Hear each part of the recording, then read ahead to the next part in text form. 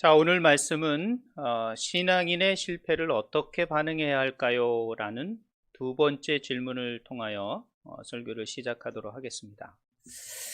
자, 여러분, 오늘은 빌립보서 두 번째 시간을 저희들이 맞이했습니다. 지난주에 말씀드렸던 것처럼 빌립보를 통하여 여러분에게 몇 가지 질문을 던지면서 그 질문의 답을 본문에서 찾아가는 형식으로 좀 빌립보서를 좀 생각해 보려고 하고 있습니다. 그러면서 빌립보의 의미와 또 사도 바울이 감옥에서 빌립보 교회 성도들에게 전하고자 했던 메시지가 뭐였는지를, 또 오늘을 살아가는 저와 여러분이 성경을 통하여 어떤 도전과 메시지를 받아야 할지를 좀 생각하는 시간을 갖길 원합니다. 자, 먼저 지난주 말씀을 잠깐 좀 요약할 필요가 있죠. 사실은 지난주 말씀은 이 사도 바울의 기도입니다. 사도 바울의 인사와 기도가 1절부터 11절까지의 내용인데, 이 내용 중에 이 기도를 하면서 정말 하나님이 원하시는 게 무엇이냐, 그리고 또 사도 바울도 빌립보 교회 성도들을 보면서 선한 일을 하는 것에 대한 칭찬과 기쁨을 얘기를 하고 있어요. 그것이 뭐였을까? 네 가지였죠. 먼저 감사하는 것입니다. 하나님이 우리에게 원하시는 게 뭘까요? 먼저 감사하는 겁니다. 감사의 생각부터, 감사의 말부터, 감사의 행동을 하는 것, 참 이거 필요합니다. 그리고 기뻐해야 됩니다. 사실은 우리는 구원받은, 세상에서 그 어떤 것보다 귀한 것을 얻은 사람들입니다. 그렇기 때문에 참 기뻐해야 되는 것이죠. 그리고 또 우리는 주님의 부르심을 받고 또 새 생명을 얻었기 때문에 주님의 귀한 사역에 참여해야 하는 것입니다. 작은 일이든 큰 일이든 주님의 일에, 또 선한 일에, 주님이 기뻐하는 일에, 또 복음이 증거되는 일에, 또 누군가를 사랑하는 일에, 또 환경을 보호하고 또 회복하는 일에, 또 교회의 여러 가지 일들에 참여하는 것, 그 참여가 목적이지, 큰 참여냐 작은 참여냐, 작은 일을 하냐 크냐는, 그것은 문제가 되지 않습니다. 일단 참여하는 것 참 소중한 거고 하나님이 기뻐하시며 원하시는 거다. 또 네 번째로는 기도하는 것입니다. 여러분, 하나님이 우리에게 주신 특권 중에 하나가 기도입니다. 그리고 누군가를 위해서 기도한다는 것, 이건 참 누군가를 위해서 사랑을 베풀 수 없을지라도 누군가를 위해서 기도하는 것이죠.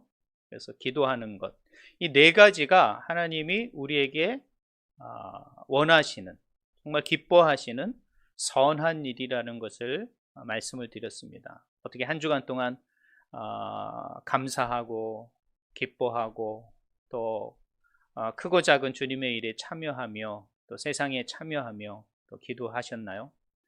자, 이런 삶을 늘 항상 추구하는 우리 주 안의 성도들이 되시길 주님의 이름으로 부탁드립니다. 자, 오늘은 두 번째 질문입니다. 하나님이 우리 신앙인들에게도 실패라는 게 있습니다.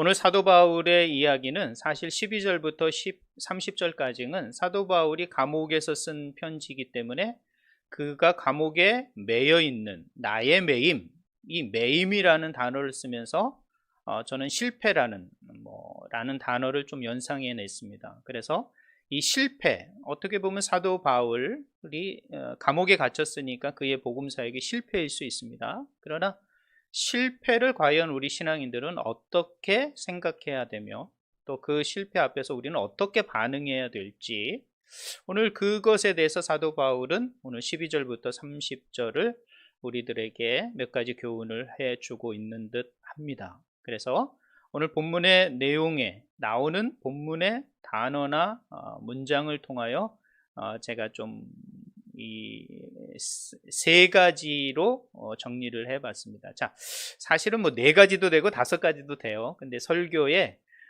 이 중요한 원칙 중에 하나가 여러분들이 기억을 잘 못해요. 그래서 뭐 네 가지, 다섯 가지, 여섯 가지, 10가지 얘기를 할 수 있지만 그나마 기억할 수 있는 가장 적절한 수가 세 가지입니다. 그래서 보통 3대지 설교라고 하죠. 그래서 첫째, 둘째, 셋째 뭐 이런 식으로 목사님들이 많이 설교를 해요. 그래서 저도 일단은 그게 가장 우리가 기억하기도 좋고, 4개로 넘어가면 그 전에 뭐였지? 라고 그렇게 깜빡깜빡 할 때가 있죠. 그래서 세 가지로 좀 정리를 해봤습니다. 자, 오늘 이 실패라는 주제를 좀 생각해 보면서 잠깐 제가 영상을 하나 준비했습니다. 물론 유튜브에 있는 영상이지만 영상을 한번 준비를 했으니까 한번 예화로 영상을 잠깐 보는 시간 갖도록 하겠습니다.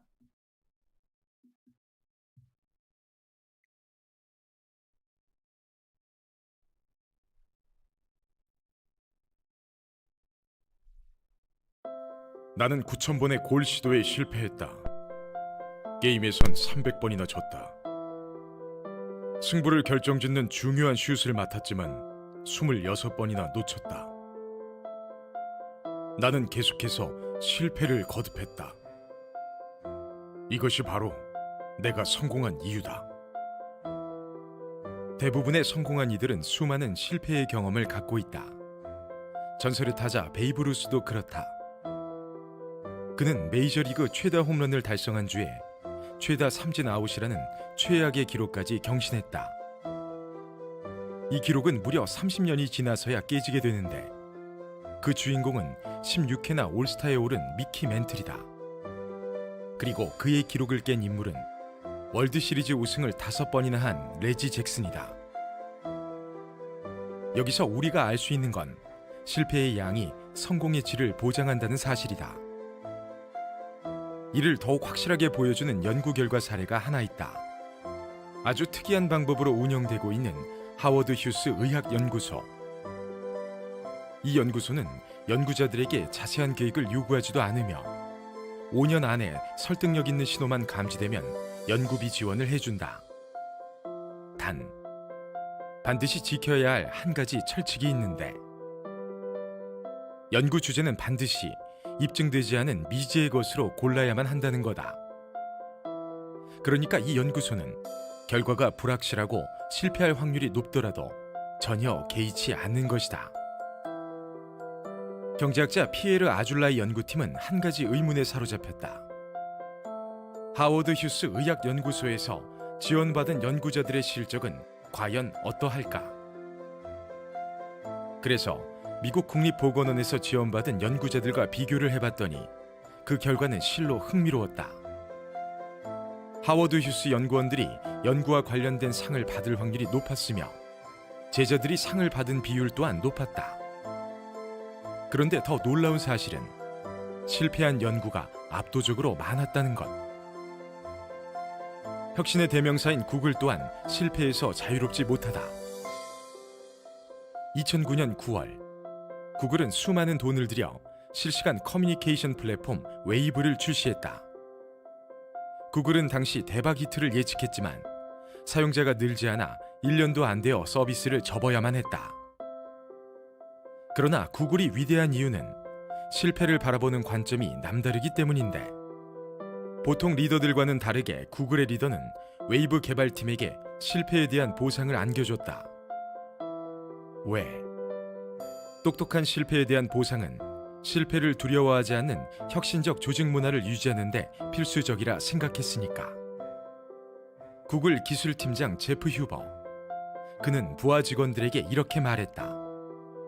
우리는 지금의 이 실패에서 수백만 달러보다 더 값비싼 교훈을 얻었어. 그렇지 않은가? 맞습니다. 자, 그럼 돌아가서 다시 열심히 일들 하자고. 일치월장의 저자 신용준 박사는 실패에 대해 이렇게 말한다. 실패를 경험하면 정확한 예측은 불가능하다는 것을 알게 되고 반성적 사고를 갖게 되는데, 이를 통해 우리는 더 현명하게 전략 수정을 할 수 있으며 비효율적인 관행을 없앨 수도 있습니다. 그러니 기업의 리더라면 반드시 이 말을 기억하세요. 성공과 실패를 포상하라. 그러나 아무것도 하지 않는 경우는 처벌하라.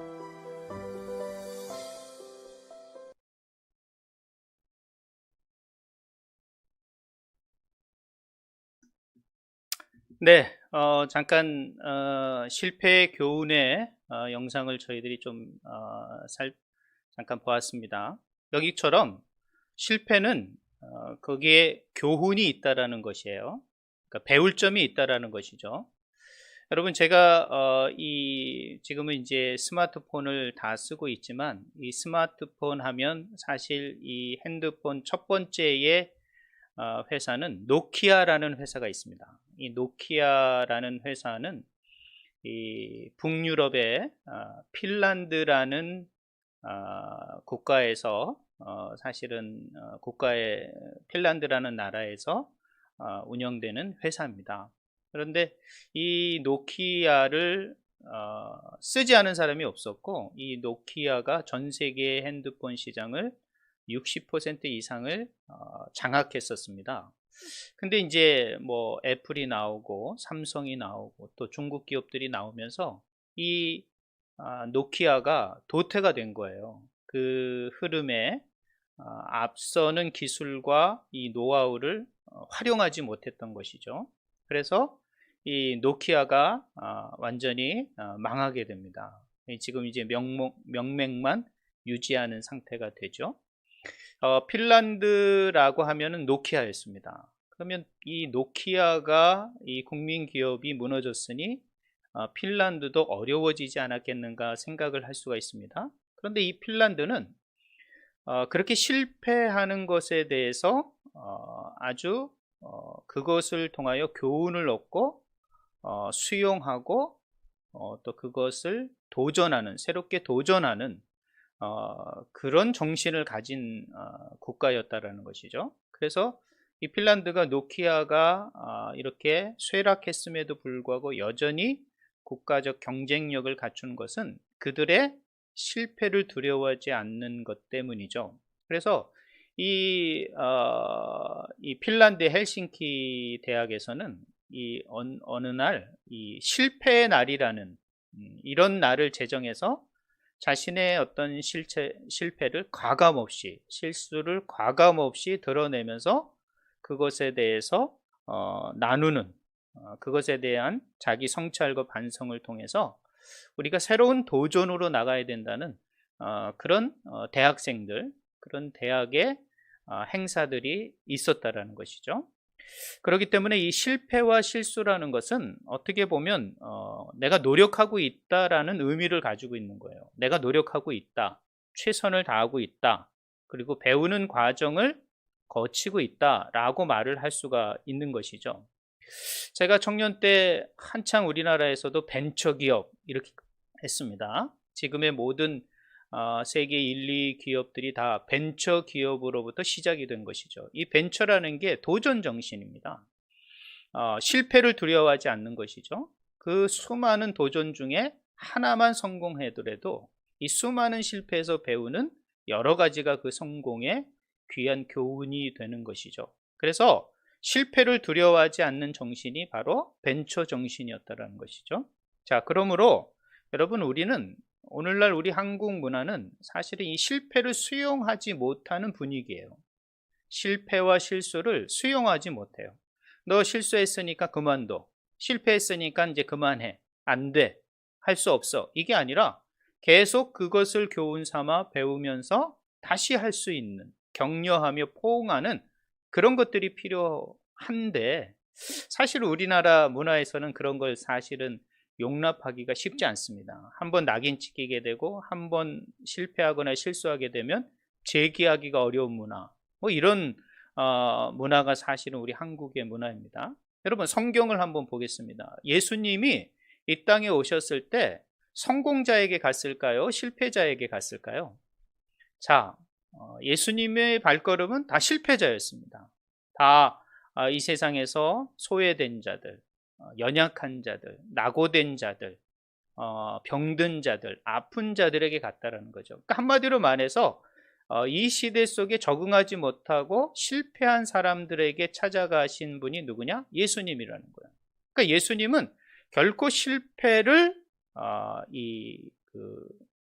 용인하지 못하는, 실패를 또 다른 기회로 삼지 못하는 그런 분이 아니셨다라는 것을 여러분이 기억을 하셔야 돼요.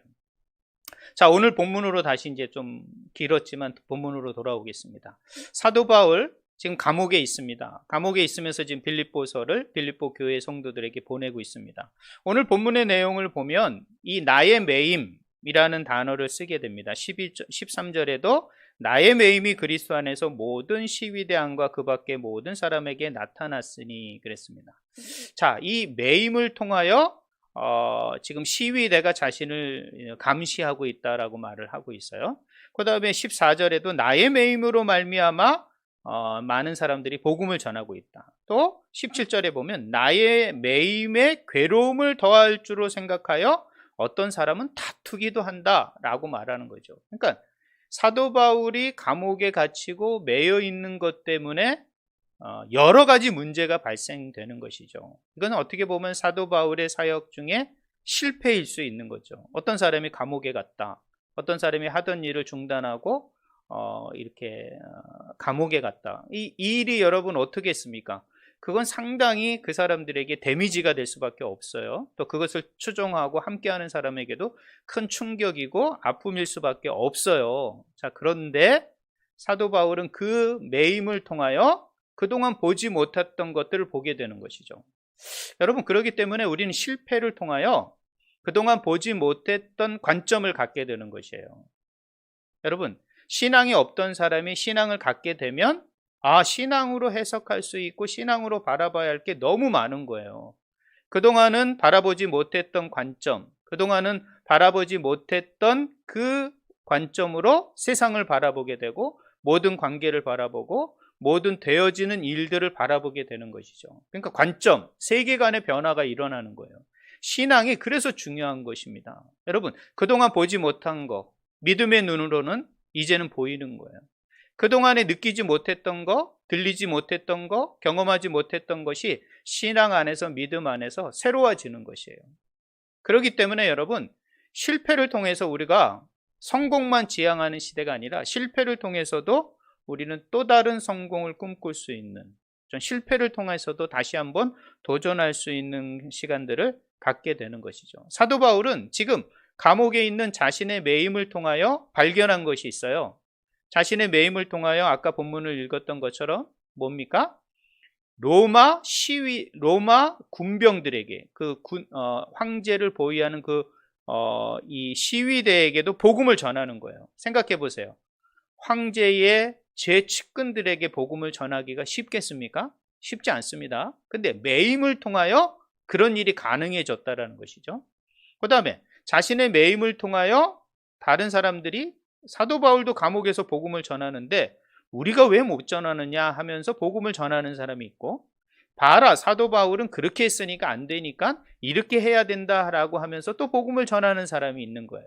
그러니까 사도 바울을 옹호하는 사람도 복음을 전하고 사도 바울을 반대했던 사람도 다른 방법으로 복음을 전하고 있는 거예요.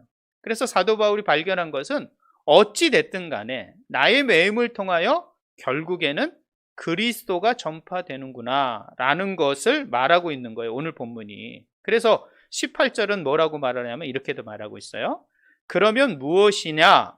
거칠애로 하나 참으로 하나 하나님 무슨 방도로 하든지 전파되는 것은 그리스도니 이로써 나는 기뻐하고 또한 기뻐하리라 라고 말하고 있는 거죠. 그렇습니다. 이 자신의 매임, 자신의 실패를 통하여 여러 가지 문제가 나오고 여러 가지 환경과 상황이 바뀌었을지라도 결국에는 그리스도가 전파되는 것을 발견하게 된 것이죠, 사도 바울이. 자, 어떻습니까? 그동안 보지 못했던 것, 실패하면 안 될 것 같고, 실패하면 다 무너질 것 같고, 실패하면 모든 것이 다 끝날 것 같지만 오히려 그 과정을 통해서, 그 어려움을 통해서 그리스도가 증거되고 있다라는 것을 발견하게 되는 것이죠. 여러분, 그렇기 때문에 고난은 우리에게, 신앙인들에게 유익한 것입니다. 이 믿는 사람들에게 실패는 믿지 않는 사람들과의 실패하고는 다르다라는 것을 여러분이 염두하셔야 돼요. 그것들을 생각하지 않는다면 우리는 똑같이 이 예수 믿을 때나 안 믿을 때나 실패를 똑같이 생각하는 거예요. 예수 믿은 다음에 실패하면 안 되지, 예수 믿은 다음에 실수하면 안 되지, 이렇게 생각을 해요. 왜 그렇죠?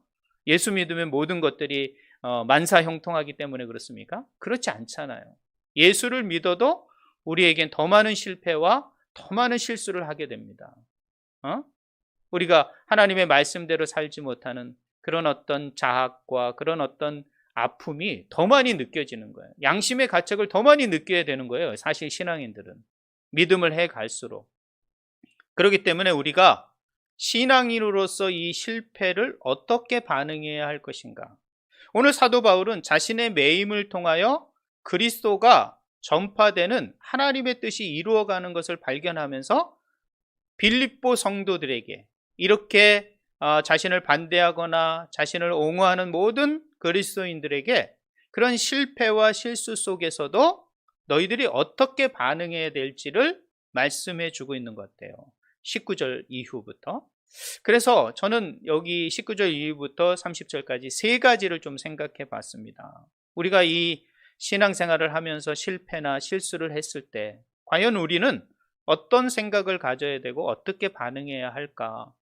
이것을 사도 바울은 우리들에게 말해주고 자신 또한 그런 생각과 그런 관점으로 자신의 매임을 바라보고 있었다라는 것이죠. 자신의 실수를 바라보고 있었다라는 것이죠. 자, 그것은 뭐냐면은 첫 번째로 이 20절에 나옵니다. 20절에 보면 나의 간절한 기대와 소망을 따라 아무 일에든지 부끄러워하지 아니하고.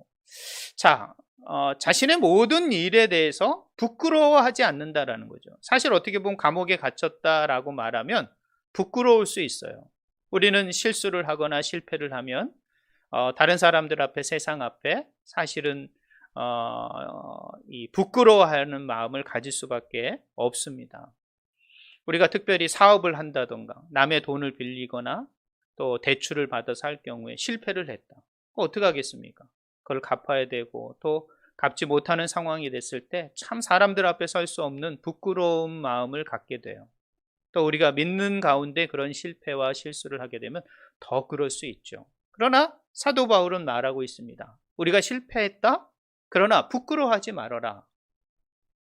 그 부끄러움 때문에 우리가 마땅히 해야 되고 마땅히 추구해야 할 믿음과 신앙과 또 주의 뜻을 이루는 것을 멈춘다면 그것이 더 주님 앞에 섰을 때 부끄러움을 당하는 것이죠. 그렇기 때문에 우리는 사실 혹 주님 안에서 실패와 실수를 했을지라도 부끄러워하지 마십시오. 주님께서 그 모든 것들을 인도해 가신다라는 것을 믿으시고 그것을 하나님께서 협력하여 하나님의 뜻과 하나님의 선함을 이루어 가신다는 것을 믿으시기 바랍니다. 그렇기 때문에 여러분 너무 부끄러워하지 않는 우리의 모습이 있어야 되는 것이에요. 첫 번째, 우리가 신앙인으로서 실패를 했을 때 첫 번째 반응은 부끄러워하지 마세요. 부끄러워하지 마시기 바랍니다. 아유, 이게 어떻게 해야 되냐, 이거 내가 앞에 어떻게 할 수가 없네, 그러지 마시고 주눅 들지 마시고 당당하시기 바랍니다. 부끄러워하지 마세요. 그럴 수도 있죠. 사람이 실패를 더 많이 하지 성공을 더 많이 하는 사람이 어디 있겠습니까? 그러면 다 세상 모든 사람이 다 성공하게요? 그러지 않지 않습니까? 그러니까 여러분, 우리가 믿음 안에서 실수했을 때 첫 번째, 사도 바울이 권면하는 첫 번째 반응은 부끄러워하지 말아라. 내가 부끄러워하지 아니하노니 라고 말하고 있습니다. 죽든지 살든지 오직 그리스도만이 존귀하게 되리라 라고 말하는 거예요. 그렇기 때문에 내가 부끄러워하면 내 모습을 통하여 내가 믿고 있는 주님이 또 부끄러울 수가 있어요.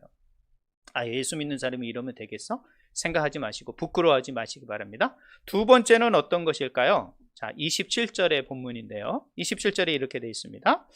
오직 너희는 그리스도의 복음에 합당하게 생활하라 이렇게 되어 있습니다. 오직 그리스도의 복음에 합당하게 생활하라 라고 말했습니다. 자, 사도 바울이 매임을 당했어요. 실패의 자리에 있어요. 그럼에도 불구하고 사도 바울은 당당하게 말합니다. 합당한, 복음에 합당하게 생활하라. 여기에 생활하라는 단어에 이라고 쓰여져 있어요. 작은 숫자로. 여러분이 성경을 보고 있다면 그렇게 되어 있는데 이 생활하라라는 것에 이가 쓰여지면 그 본문의 책장의 맨 밑에를 보면 그것이 설명되어 있어요. 설명이 되면 시민 노릇 그렇습니다. 시민으로서 사는 것 이러라는 거예요. 즉 생활한다. 어떤 생활을 한다라는 것이에요? 시민의 생활을 해야 된다라고 말을 하는 거예요. 야, 왜 갑자기 생활하라, 즉 시민으로 살아가라 라는 말로 정리할 수 있겠죠? 왜 갑자기 사도 바울은 왜 시민으로 생각하다, 그리스도의 복음에 합당한, 즉 시민으로서 합당한 삶을 살아가라 라는 말이죠. 자, 지금 사도 바울이 사는 시대는 로마 시대입니다. 지금 사도 바울이 로마로 호송될 수 있었던 것은 그가 로마 시민권을 가지고 있었기 때문이죠. 자, 로마의 시민권들에 가진 사람들에겐 특권이 있는 거죠. 또 그것을 얻기 위해서 많은 돈과 많은 뇌물을 드리는 시대였기 때문에 이 로마의 시민권을 얻는다는 것은 아주 큰 특권이었습니다. 그런데 사도 바울이 그렇게 생활하라라는 말은 너희들이 그런 시민권을 가진, 특권을 가진 자다라는 것이에요. 그러니까 부끄러워하거나 막 실패했기 때문에 도망가거나 이러지 말라라는 것이에요.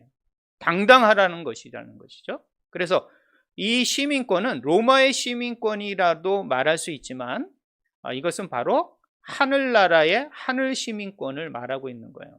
여러분, 오늘 시대에 이 미국 시민권을 가진 자들, 여러분, 아프가니스탄 지금 철수가 지난주까지 이루어졌지 않습니까? 자, 12만 명 정도가 이제 탈출을 했다고 하는데, 거기에서 우선순위가 누구였을까요? 바로 미국 시민권을 가진 미국 시민들입니다. 미국인들을 먼저 탈출시키는 게 우선권이었어요. 옛날에 이 클린턴 대통령이 미국에 2명의 미국인들이, 미국 시민권자들이 잡혀 있었을 때가 있었습니다. 그때 클린턴 대통령이 비행기를 타고 북한에 갔습니다. 그래서 미국 시민 2명을 데리고 오게 됩니다. 자, 미국 시민권이라는 것이 갖는 특권이죠. 그것에 대한 존중이죠. 자, 우리는 이 땅의 시민권도 그렇게 귀한데, 여러분, 하늘 시민권을 갖는, 하나님의 나라의 시민권을 가진 자라는 생각을 우리가 갖는다면, 혹시 우리가 실패했을지라도, 신앙 안에서 실수했을지라도 그것은 누가 되지 않아요. 왜 북한에 갔어? 왜 아프간에서 그랬어? 이렇게 얘기할 게 아니에요. 그 사람들이 위험이나 어려움이나 환난을 당할 때 그 국가와 그 민족은 그 사람을 보호하고 구조할 책임이 있는 것이죠. 자, 하나님의 백성들이 실패하고 이 땅에서 어려움을 겪었을 때 하늘 시민권을 가진 자를 가만히 두겠냐는 거죠. 그러니 너희들이 그리스도의 복음에 합당하게 그 시민답게 생활하라, 살아가라, 당당하라 라고 말을 하는 것이에요. 다른 사람이 우리를 보기에 하늘 시민권을 가진 자와 같은 삶을 사셔야 돼요. 그래서 저 사람이 베트남 사람인지 한국 사람인지 뭔지, 또 저 사람이 하늘나라 사람인지 이 땅 사람인지 세상 사람인지 구별이 안 가는 거예요. 여러분, 그래서 신앙이라는 것은 구별된 삶이라는 거예요. 내가 세상에 살지만 하나님의 백성다운 삶을 살아가는 것. 사도 바울은 자신의 매임, 자신의 실패 가운데 있었지만 그는 그리스도의 복음을 위하여 하늘 백성다운 삶으로 당당하게, 주눅들지 않고 자존감 있게 생활하라고 빌립보 교회 성도들에게 말을 하고 있는 거예요. 왜냐하면 로마 시민권이 갖는 특권이 어떤 것인지 빌립보 교회 성도들은 잘 알고 있기 때문에 너희들은 그 시민권보다 더 큰 놀라운 하나님 나라의 시민권을 가진 자라고 말을 하는 것이죠. 사랑하는 하나님의 백성, 주 안의 성도 여러분, 우리 모두는 하나님의 백성이며 하나님 나라의 백성입니다. 절대 하나님이 이 땅에서 혹 실수하고 실패했을지라도 여러분을 버리거나 나몰라라 하지 않습니다. 어떤 위험과 환난에 처했을지라도 하나님은 반드시 하나님의 힘과 능력으로, 하나님의 뜻으로 저와 여러분을 보호하시고 구원하실 것입니다. 그러니 혹 실패할지라도 여러분 주저하거나 머뭇거리지 마십시오.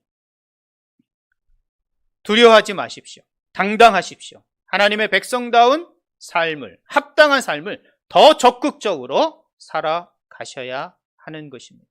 이것이 지금 사도 바울이 자신의 매임이 있음에도 불구하고 실패의 상황 속에서도 빌립보 교회들에게 두 번째 권면을 해주고 있는 것입니다. 자, 세 번째는 어떤 것일까요? 바로 이 29절의 말씀인데요. 29절의 말씀은 그리스도를 위하여 너희에게 은혜를 주신 것은 다만 그를 믿을 뿐 아니라 또한 그를 위하여 고난도 받게 하기 위함이다. 그를 위하여 고난도 받게 하려 하심이다 라고 말을 하고 있습니다. 그렇습니다.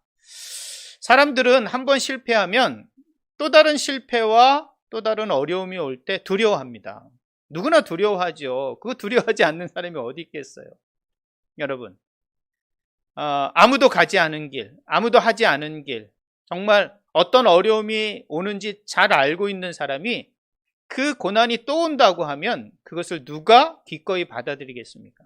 그러나 신앙 안에 있는 그리스도인들은 이 고난의 연속이 있다는 것을 아시고 인생에는 고난의 연속임을 깨닫고 특별히 예수 믿는 가운데서는 더 많은 고난이 온다라는, 더 많은 어려움과 더 많은 도전이 온다라는 걸 아시고 그것을 기꺼이 받아들이는 마음이 있어야 된다는 것이에요. 그렇기 때문에 여러분, 우리가 실패하고 좀 회복됐다고 했을 때 또 다른 실패가 온다고 할지라도, 고난이 온다고 할지라도, 어려움이 온다고 할지라도 두려워하지 마십시오. 그것 또한 기꺼이 받아들이셔야 하는 것입니다. 사도 바울은 또 다른 고난이 올지라도 그것을 받아들여라 라고 교훈하고 있는 거예요. 혹시 첫 번째 실패도 견디기 힘들었는데 두 번째 실패, 또 세 번째까지는 실패한다? 괜찮습니다. 그걸 받아들이십시오. 그것을 딛고 승리할 때까지 우리는 그 고난과 어려움을 받아들여야 되는 것이죠. 그렇기 때문에 그 모습이 바로 주님의 모습이기도 한 것입니다. 주님이 십자가의 고난을 감당하지 않으셨다면 온 인류가 과연 구원의 혜택을 얻을 수 있었겠는가? 나는 그 고난만은 넘어가고 싶습니다. 겟세마네 동산에서 마지막 기도하실 때 주님, 이 잔을 내게서 거두어 주시옵소서. 그러나 이것이 주님의 뜻이라면 마땅히 감당하겠습니다. 그러니까 결국에는 그 고난도 받아들이겠습니다 라고 기도하고 있는 것이죠. 여러분, 우리는 고난을 받아들일 수 있어야 하는 것입니다. 그 고난이 겹겹이 올지라도, 그 고난이 계속적으로 파도와 같이 올지라도 우리는 그것을 받아들이고 우리의 신앙과 우리의 믿음의 경주를 계속해야 되는 것입니다. 요셉을 한번 생각해 보십시오. 형들이 애굽으로 파는 그 고난과 그 고난 뒤에 오는 계속된 고난을 믿음과 말씀과 하나님을 바라보는 그 신앙으로 이겨내지 않았다면 그에게는 마지막에 승리와 기쁨을 경험할 수 없었을 것입니다. 여러분, 어떤 고난이 올지라도 그 고난이 끝나는 것은 주님 앞에 설 때까지입니다. 그 고난이 끝나지 않습니다. 이것은 예수를 믿는 사람이나 믿지 않는 사람이 똑같은 것이에요. 예수 믿지 않는 사람은 더 많은 고난이 오는 거예요. 그 고난을 느끼지 않고 잠시 피하고 싶어서 쾌락적인 일, 여러 가지 세상적인 일에 집중하고 그것에 매이는 것이죠. 신앙인들은 그 고난을 기꺼이 받아들여야 하는 것입니다. 말씀을 맺도록 하겠습니다. 지금 파워포인트가 안 넘어가고 있는데 확인 좀 해주시기 바랍니다. 제목을 보면, 자, 오늘은 신앙인으로서 하나님께서 정리를 하자면 세 가지로 정리할 수 있을 것 같습니다.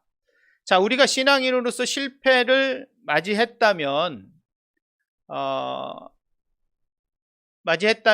어떤 것을 해야 될까요? 그것은 바로